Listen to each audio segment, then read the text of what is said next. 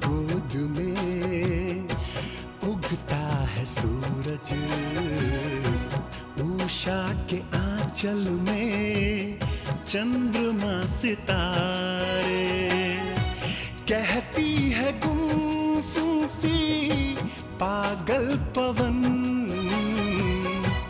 कहती है गुमसुम सी पागल पवन, ये प्रेम में क्यों होता है, ये प्रेम में क्यों होता है। मैं प्रारब्ध हूं। माता एवं पिता अपनी संतान के प्रति अत्यधिक चिंतित रहते हैं, उनके जीवन को लेकर, उनकी शिक्षा दीक्षा को लेकर और उनके सुख दुख को लेकर, किंतु आचार्य शुक्र की कुटिया में संतान के प्रति चिंता का यह भाव अभी तक नहीं दिखा है। यहां तो यह भी पता नहीं चलता कि संतान के कर्तव्य क्या हैं और पिता के कर्तव्य क्या हैं। दोनों के बीच जो संबंध है उसमें मित्रता है, गुरु शिष्य हैं, माता पुत्री हैं और पिता पुत्री हैं, किंतु संबंध के ये दो पक्ष सदैव बदलते रहते हैं। कभी शुक्र पिता हैं और देवयानी संतान, तो कभी देवयानी पिता बन जाती हैं। कभी शुक्र गुरु हैं तो कभी वे देवयानी के शिष्य भी हैं, किंतु संबंध के दो पक्षों की यह आंख मिचौली महाराज वृषपर्वा के महल में नहीं है। वहां के संबंध स्थायी हैं। शर्मिष्ठा पुत्री है, राजकुमारी है और वृषपर्वा पिता हैं, राजा हैं। यहां संबंध औपचारिकताओं की सीमा को लांघ नहीं पाते। यहां पुत्री के प्रति चिंता है।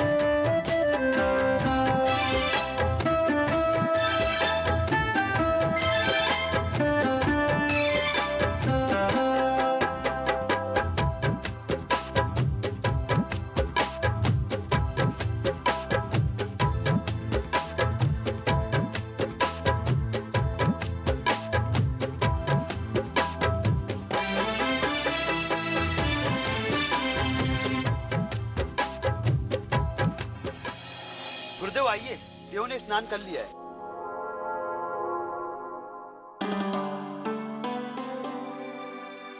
गुरुदेव, आपने फिर से अश्रु बहाए। गुरुदेव, देव की हर अवस्था में, उसके जीवन के हर पल में आप इस तरह देवी जयंती को याद करेंगे तो उनकी आत्मा को भी पीड़ा पहुंचेगी।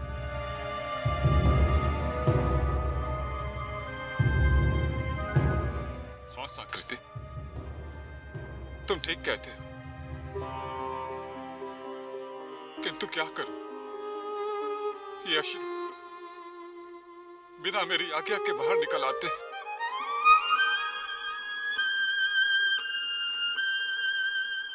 तुम चलो, मैं आता हूं।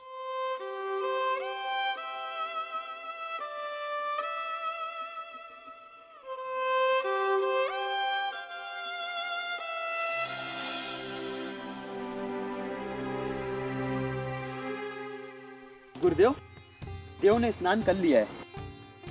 संकृति झूठा है, वो किनारे पर ही बैठ जाएगा और कहेगा मैं इतने पानी में हूँ।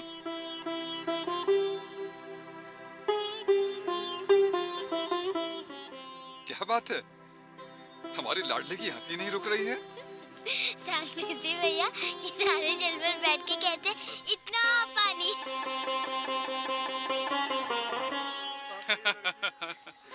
सांकृति झूठा है। यही तो मेघ भैया भी कह रहे थे। आओ देव, तुम्हारे वस्त्र बदल दूं। गुरुदेव, हम भी अपने वस्त्र बदल लेते हैं।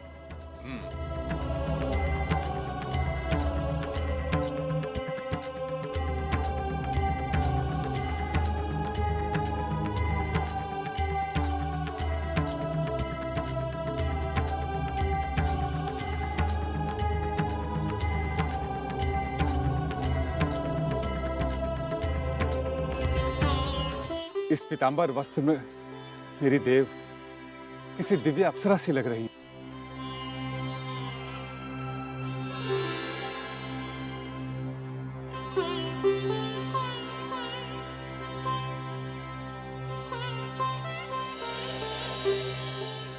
ओम सूर्य देवाय नमः। ओम सूर्य देवाय नमः। ओम सूर्य देवाय नमः। ओम सूर्य देवाय नमः।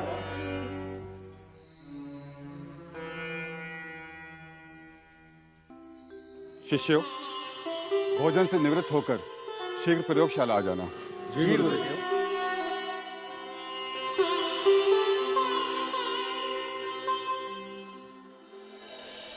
घुर्निका, घुर्निका, दिव्यानी अपनी कुटिया में नहीं है।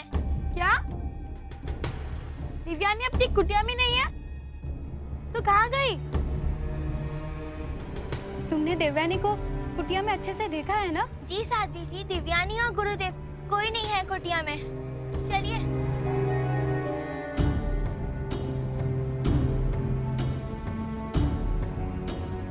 माँ, ये तो बड़ी संकट आ गई। हमने पूरी कुटिया को छान लिया, परंतु दिव्यानी बिना बताए कहीं नहीं जाती। गुरुडिका, हमसे अपने कर्तव्य पालन में त्रुटि हो गई है। हम अपना दायित्व सही ढंग से नहीं निभा सके। अब हम गुरुदेव को क्या उत्तर देंगे? साध्वी जी, हमें बहुत भूख लगी है। देवयानी पुत्री, तुम कहाँ चली गई थी? पिताश्री के साथ नदी तट पर स्नान करने। नदी तट पे स्नान करने? परंतु खबर तो दे देनी चाहिए थी। हाँ दिव्यानी, हम कितने चिंतित थे तुम्हारे लिए। हाँ देवयानी पुत्री, कुटिया में तुम्हारे अनुपस्थिति ने मेरे मन में कई प्रकार की शंकाएं सिर उठाने लगी थी। अर्थात आप डर गई थी?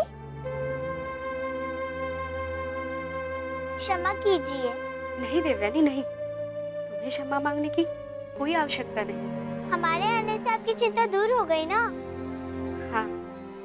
अब चिंता छोड़कर हमारी भोजन की व्यवस्था कीजिए। हमें बहुत भूख लगी है और पिताश्री का भी भोजन लेकर प्रयोगशाला जाना है। मैं अभी सारी व्यवस्था करती हूँ।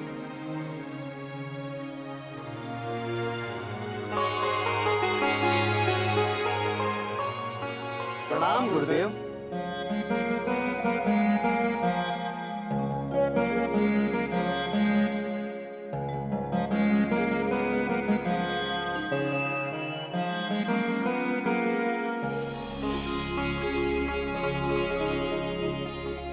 मैं केले के पत्ते धोकर लाया। मैं गुरुदेव के लिए शुद्ध पेयजल लेके आया। और मेरे पास फलाहार है। गुरु जी की आज्ञा अनुसार भोजन की व्यवस्था हो चुकी है। मैं गुरुदेव से आदेश लेकर आता हूँ।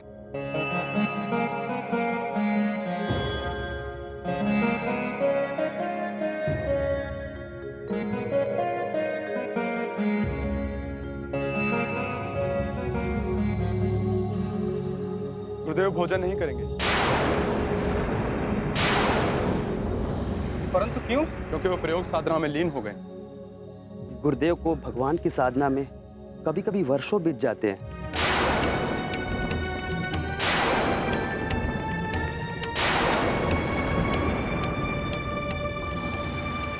ये प्रेम में क्यों होता है? देव, बिटिया देव,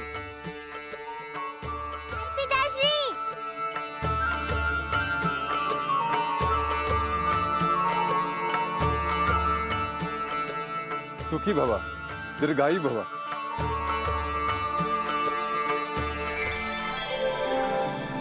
आज मेरी देव। प्रशंसा मत कीजिए, मैं आपके लिए तो सदैव ही सुंदर लगती हूँ।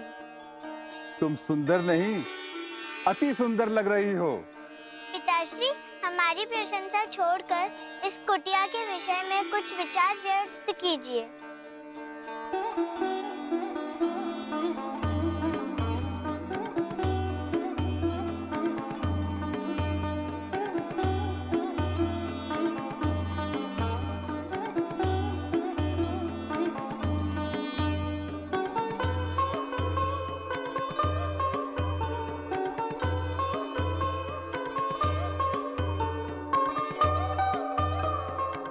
आज इस सन्यासी की कुटिया स्वर्ग लोक की झांकी बन गई है। इतनी साज सज्जा का कारण क्या है? आप भी ना पिताश्री, आपको कुछ भी स्मरण नहीं रहता। मुझे मेरी देव स्मरण रहती है, इसके अतिरिक्त और कुछ नहीं। देव को भी उसके पिताश्री स्मरण रहते हैं, परंतु। अच्छा मुझे बताओ, आज कोई विशेष दिन है? हाँ, आज हमारी माताश्री की पुण्यतिथि है।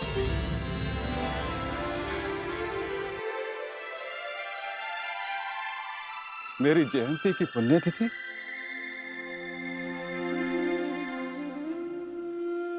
तो क्या आपको माताश्री की पुण्यतिथि विस्मरण हो गई?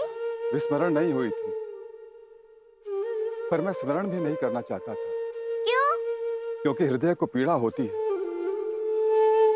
जयंती का मुझसे दूर जाना घातक प्रहार था मेरे लिए। हमने प्रकोष्ठ में माताश्री के लिए दिया जला दिया है।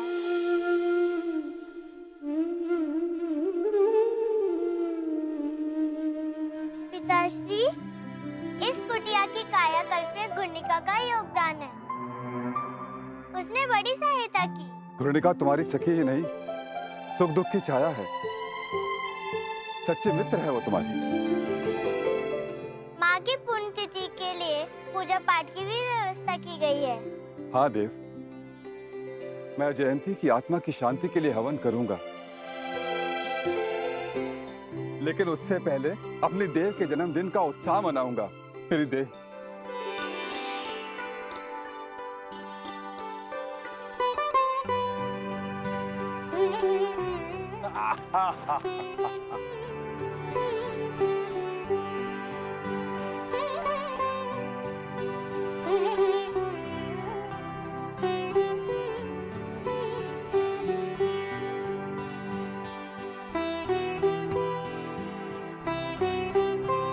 जन्मदिन की हार्दिक बधाई देवयानी। धन्यवाद सखियों।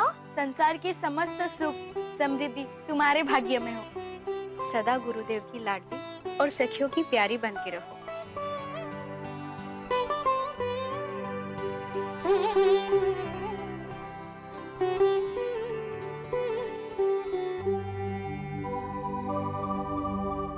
मेरी देव सहस्त्र वर्षों तक अपना जन्मदिन मनाती रहे। दीर्घायु भवा।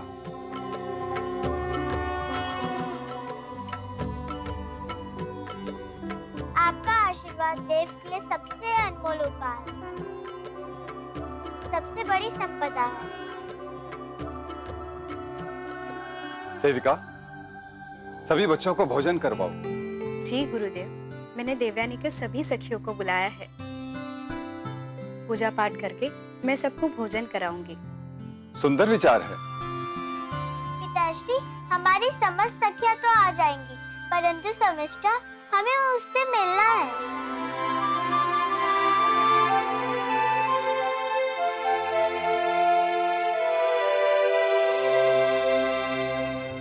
ये प्रेम में क्यों होता है।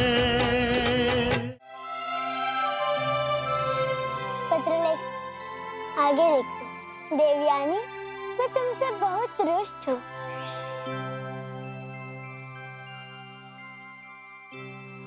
गुरुदेव के हाथों बधाई पत्र भेजने से मित्रता का धर्म पूरा नहीं होता है। तुम्हारे और मेरे जन्मदिन की शुभ घड़ी एक ही है। अर्थात हम एक साथ दोनों का जन्मदिन मनाना चाहते थे, परंतु यह शुभ अवसर तुमने हमसे छीन लिया। तुम्हारे कारण मैंने अपना जन्मदिन अभी तक नहीं मनाया, इसलिए मैं तुम्हारी शुभकामनाएं और भेंट तब तक स्वीकार नहीं करूंगी जब तक तुम स्वयं यही आकर मुझसे भेंट नहीं करो। यदि तुम नहीं आई तो मैं तुमसे बात नहीं करूंगी। नहीं नहीं, ये नहीं लिखना, अन्यथा मेरी देव। और क्या लिखूं? पुत्री, अब आपको ये संदेश लिखवाने की आवश्यकता नहीं है। क्यों आवश्यकता नहीं है इस संदेश की? क्योंकि तुम्हारी प्रिय सहेली देवयानी घूर्णिका के साथ उद्यान में तुम्हारी प्रतीक्षा कर रही है। सच? परंतु वो महल में क्यों नहीं आती? देवयानी की हट है। जब तक आप उसे बुलवाएंगी नहीं, वो नहीं आएगी। मैं मेरी सखी देवयानी का स्वागत करने के लिए स्वयं जाऊंगी। देव!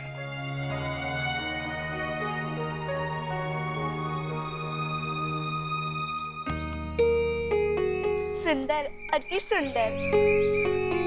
रंग बिरंगे पुष्पों ने ऐसी छटा बिखेरी है कि ये उद्यान इंद्रधनुष जैसा लगने लगा है। सचमुच उद्यान प्रशंसा के योग्य है, परंतु सराहनीय नहीं। क्यों? उद्यान की रचना केवल सुंदरता को ध्यान में रखकर की गई है, इसलिए इसमें प्राकृतिक गुणों की कमियों का आभास हो रहा है। मैं कुछ समझी नहीं देवयानी। देखो ना घूर्णिका, उद्यान में छोटे छोटे वृक्षों का रोपण किया गया है। बड़े बड़े फलदार छायादार वृक्षों से ये उद्यान रिक्त है और प्राकृतिक पुष्पों को भी इस वाटिका में उचित स्थान नहीं मिला है। और जन कल्याणकारी औषधियाँ, उनको तो यहाँ तनिक भी सम्मान प्राप्त नहीं हुआ। इस दृष्टि से ये उद्यान मुझे अधूरा लगता है। हमारे विचार और दृष्टि तक पहुँचना तो बड़े बड़े सिद्ध पुरुषों के लिए भी असंभव है। देव! देवयानी! शर्मिष्ठा! जन्मदिन की हार्दिक बधाई है शर्मिष्ठा। मेरी तरफ से तुम्हें भी जन्मदिन की कोटि कोटि शुभकामनाएं।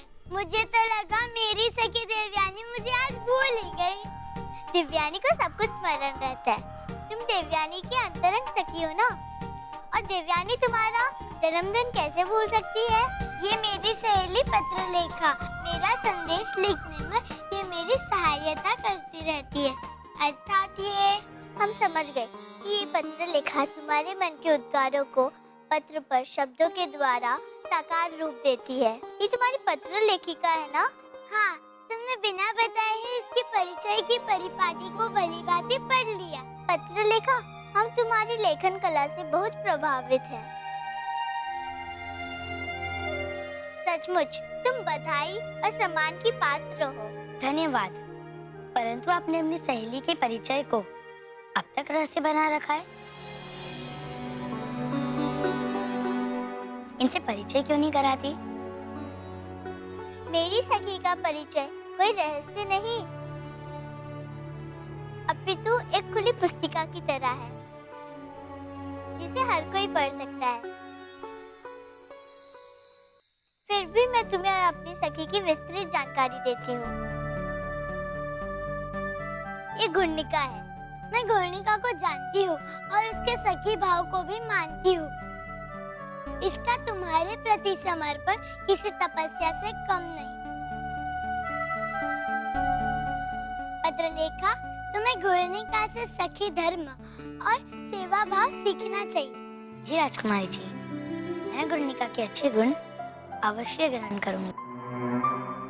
देव और राजकुमारी जी, आप दोनों मुझ अवगुणी में गुणों का भंडार ढूंढकर मेरी प्रशंसा करके मुझे लज्जित कर रहे हैं।